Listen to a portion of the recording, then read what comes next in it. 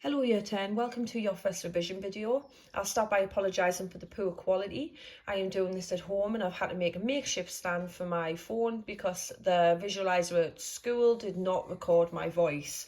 So this is a quick video looking at reactivity down group 7, and we're going to start discussing the model answer and what to look for if you get a question on reactivity. Now, reactivity comes up every single year in your GCSEs, and there will be a question on there on your mock exam and probably in your exam next year.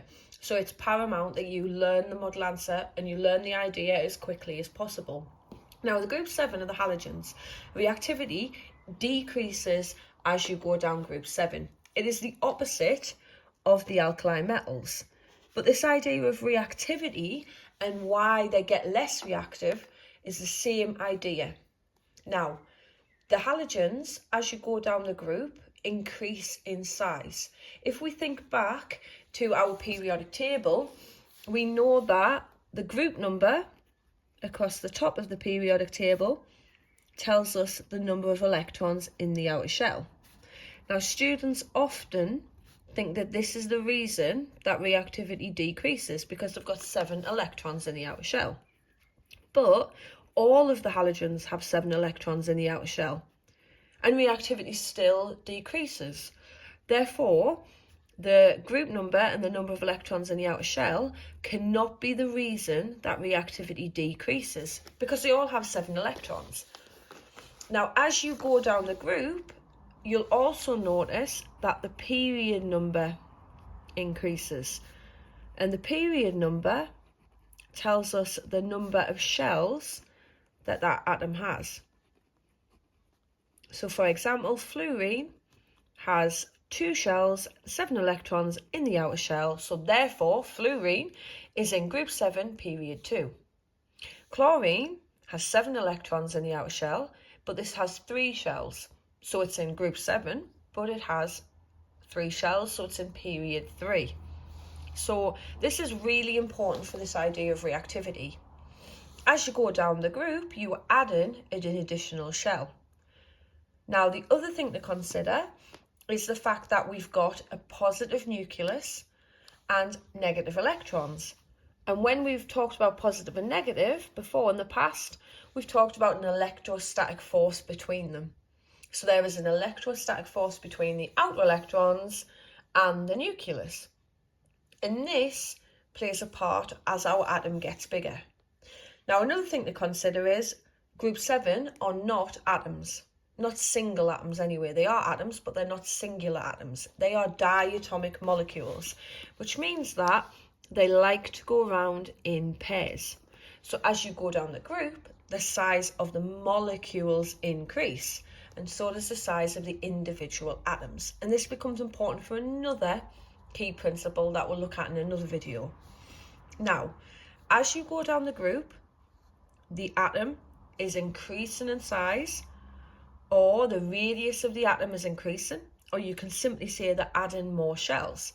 This means that the distance between the nucleus at the centre of the atom and the electrons around the outside in the outer shell is increasing. So they're getting further away. Now, this means that the electrostatic force of attraction between them is decreasing. So in fluorine, there is a much stronger electrostatic force of attraction between the nucleus and the outer electrons, simply because they're closer.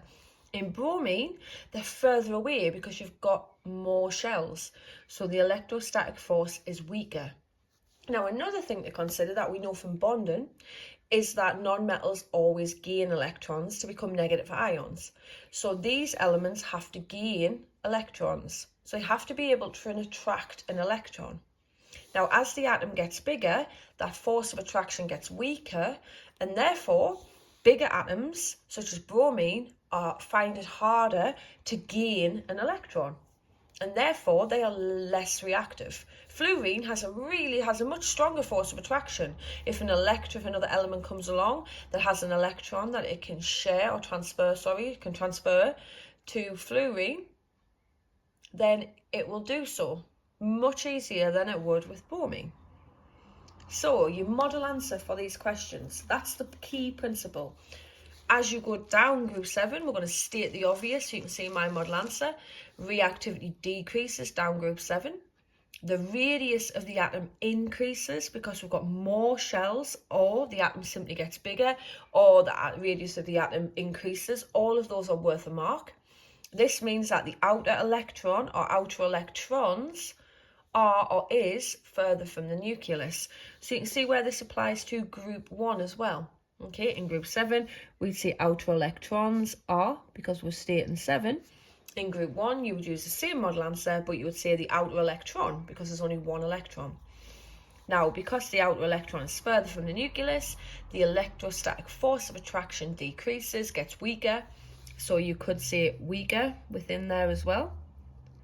And that means it is much harder for bigger atoms like bromine to attract an electron, whereas fluorine has a much stronger force of attraction, so it is easier for it to gain an electron.